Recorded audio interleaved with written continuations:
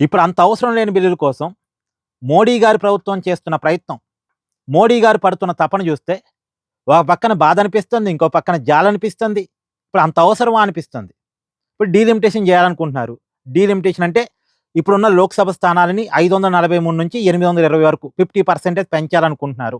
అలాగే రాష్ట్రాల అసెంబ్లీ స్థానాలను కూడా ఇప్పుడున్న స్థానాలకి 50% పెంచాలి అనుకుంటున్నారు. డీలిమిటేషన్ జరగాలంటే రాజ్యాంగ సవరణ బిల్లు పార్లమెంట్‌లో ఆమోదం పొందాలి. ఆమోదం పొందాలి అంటే లోక్‌సభలో, రాజ్యసభలో ఆ బిల్లుకి 2/3 మెజార్టీతో ఆమోదం రావాలి. ఇప్పుడు ఎగ్జాంపుల్ లోక్‌సభలో 543 మంది సభ్యులున్నారు. 2/3 మెజార్టీ అంటే 362 మంది సపోర్ట్ ఇవ్వాలి. మరి ఎన్డీఏ కూటమి దగ్గర అంతమంది లేరుగా. ఎన్డీఏ కూటమి దగ్గర ఉన్నది కేవలం 293 మంది సభ్యులు మాత్రమే. మోడీ గారి ప్రభుత్వానికి సపోర్ట్ చేసే ఎంపీలు. మరి 362 మంది కావాలంటే ఇంకెంత కావాలి? 70 మంది కావాలి. సరే, వైసీపీ లాంటి పార్టీలు మద్దతిస్తాయి.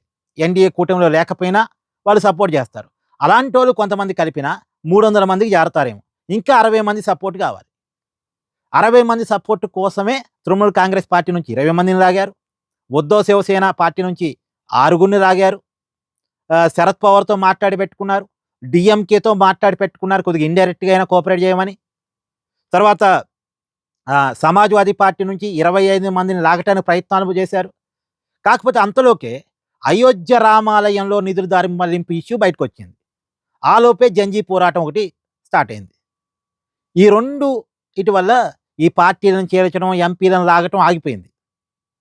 ఇప్పుడు ఒక 40 మంది ఎంపీల వరకు దాదాపు లాగేశారు. తృణమూల్ కాంగ్రెస్ పార్టీ నుంచి 20, ఉద్ధవ్ థాకరే పార్టీ శివసేన పార్టీ నుంచి 6, తర్వాత శరద్ పవార్తో కొంత మాట్లాడి పెట్టుకున్నారు. డీఎంకేతో మాట్లాడి పెట్టుకున్నారు. ఒక 40 మంది ఎంపీల వరకు సెట్ చేసి పెట్టుకున్నారు. ఇంకా ఎంత అవునన్నా కాదన్నా 20 మంది ఎంపీల బలం ఇంకా అదనంగా కావాలి. డీఎంకే కోఆపరేట్ చేయకపోతే 20కి తోడు ఇంకొక 20 మంది కూడా కావాలి. 40 మంది ఎంపీల దాకా కావాలి. అంటే డీలిమిటేషన్‌కి సంబంధించిన రాజ్యాంగ సవరణ బిల్లు ఆమోదం పొందాలంటే 20 నుంచి 40 మంది ఎంపీల వరకు కావాలి. మరి ఎలా?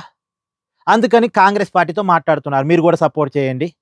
అందరం కలిసే బిల్లును ఆమోదింప చేసుకుందామని రాహుల్ గాంధీతో మాట్లాడటం స్టార్ట్ చేశారు. ఇతర విపక్షాలతో మాట్లాడడం స్టార్ట్ చేశారు. కానీ వాళ్ళు ఒప్పుకోవడానికి సిద్ధంగా లేరు. వాళ్ళు ఒప్పుకోకపోబట్టే, విపక్షాలను ఐక్యంగా ఉండబట్టే పోయినసారి ప్రత్యేక పార్లమెంట్ సమావేశాల్లో ఆల్రెడీ గతంలో ప్రవేశపెట్టిన ఇదే రాజ్యాంగ సవరణ బిల్లు వీగిపోయింది. ఇప్పుడు మళ్ళా సెకండ్ టైం ఈసారి వీగిపోకుండా ఎట్టి పరిస్థితుల్లో ఆమోదింప చేసుకోవాలనే ప్రయత్నంలో మోడీ గారి ప్రభుత్వం ఉంది. ఇప్పుడు డీలిమిటేషన్ బిల్లు అంత అవసరమా? దానికోసం ఇంత తపన, ఇంత ప్రయత్నం అవసరమా? అయితే కొంతమంది అనొచ్చు, ఈ డీలిమిటేషన్ జరిగితేనే కదండి మహిళలకు 33% రిజర్వేషన్ కూడా వస్తాయి, మహిళా బిల్లు కూడా అమల్లోకి వస్తుందని కొంతమంది అనొచ్చు కాక. నిజానికి ఈ మహిళా బిల్లును సపరేట్గా అమలు చేయొచ్చు. ఆల్రెడీ మహిళా బిల్లు 2023 పార్లమెంట్లోనే ఆమోదింపజేశారు. 2023లో అయిపోయింది. మహిళా బిల్లు ఆల్రెడీ రన్నింగ్ చేయొచ్చు. కాకపోతే ఆ మహిళా బిల్లుకి ఒక చిన్న ఇబ్బంది ఉంది అమలు చేయడానికి. నెక్స్ట్ డీలిమిటేషన్ తర్వాత మహిళా బిల్లు అమల్లోకి వస్తుందని ఒక కండిషన్ బిల్లులో పెట్టారు. ఆ కండిషన్ ఎత్తేసి దాన్ని చిన్న సవరణ చేసి దానికి 2/3 మెజార్టీ కూడా అవసరం లే. ఎన్డీఏ కూటమికి ఉన్న 293 మంది ఎంపీలతో ఈజీగా బిల్లు పాస్ అయిపోయింది. ఆ సవరణ పాస్ అయిపోయింది. ఆ సవరణ చేసి ఇప్పుడున్న 543 మంది సభ్యుల్లోనే 33% మహిళలకి రిజర్వ్ చేస్తామంటే, అలాగే రాష్ట్ర అసెంబ్లీలో కూడా ఇప్పుడున్న స్థానాల్లోనే 33% మహిళలకు కేటాయిస్తున్నామంటే అయిపోయింది. కొత్తగా నియోజకవర్గాలు పెంచి, స్థానాలు పెంచి మహిళలకు 33% ఇవ్వటం అనేది డీలిమిటేషన్తో సాధ్యం. డీలిమిటేషన్తో కూడా సంబంధం లేకుండా మహిళా బిల్లు ఇప్పటికిప్పుడు ఒక చిన్న సవరణ చేసి అమల్లోకి తీసుకురావచ్చు. ఇప్పుడున్న స్థానాలతోనే 33% అమలు చేయొచ్చు. కాకపోతే దీనికి ఉన్న ఇబ్బంది ఏంది? ఈ 543 స్థానాల్లో 33% మహిళలకు ఇస్తే ఆల్రెడీ స్థానాల్లో ఎంపీలుగా ఉన్న మగ మహారాజులకి ఇబ్బంది వస్తుంది. వాళ్ళ ఉద్యోగాలు పోతాయి. వాళ్ళ ఎన్నికల్లో పోటీ చేయదు కదా. మరి వాళ్ళు ఏం కావాలి? రాజకీయ నిరుద్యోగులు కావాలి. అంటే ఇదంతా దేనికోసం జరుగుతుంది? ఇప్పుడు ఉన్నవాళ్ళు తమ సీటు వదులుకొని మహిళలకి ఇవ్వటం ఇష్టం లేక, సీట్లు పెంచాక మహిళలకు ఇద్దామనే ఆలోచనతో జరుగుతున్న ప్రయత్నం ఇదంతా. ఇప్పుడున్న మగ మహారాజులు తమకున్న ఎంపీ సీట్లు వదులుకోలేక డీలిమిటేషన్ కోసం ఆరాటపడుతున్నారు. అది జరుగుతుంది.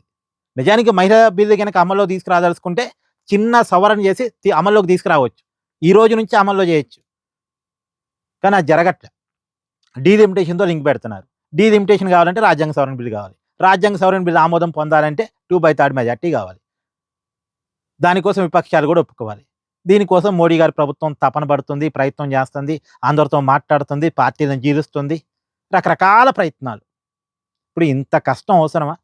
ఇంత ప్రయత్నం అవసరం? అసలు 543 స్థానాలను ఇప్పుడు 820కి పెంచడం అనేది ప్రజల పాయింట్ ఆఫ్ వ్యూలో అంత అవసరం అసలు?